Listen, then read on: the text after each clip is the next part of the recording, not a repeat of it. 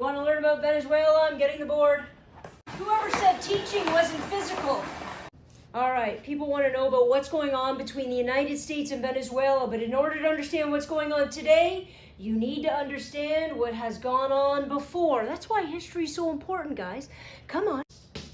Venezuela and the U.S. I've decided to do this chronologically because I feel like doing history metaphorically difficult. Number one, pre-1998. Pre-1998, Venezuela had a huge oil supply, actually, biggest in the world, and the biggest stakeholder was a U.S. company called Exxon.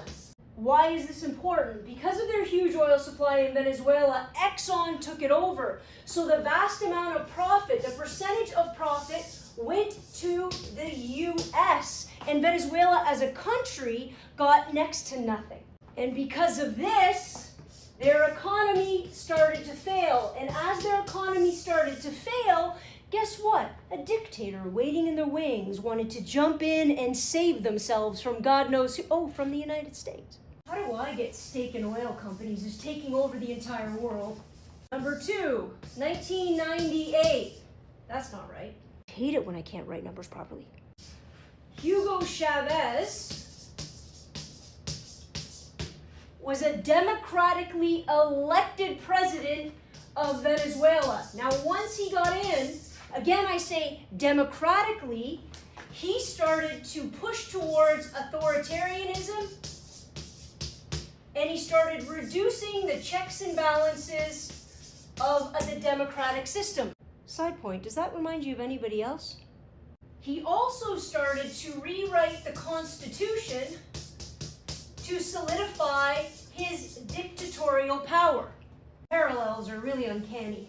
In 2002, a woman named Maria Machado, ignore how I said that, but keep that name locked in your head because she's going to be important later, created an organization called SUMAT in order to overthrow the Chavez government. Psst, who do you think was funding her operation? You guessed it. George W. Bush, President of the United States at the time, was funding her through the National Endowment of Democracy. You know what? People just make up names to mean anything nowadays. So through this National Endowment for Democracy, the United States funded Machado in order to overthrow Chavez. And when it didn't work, Bush said, "Not my problem, I didn't know anything about it."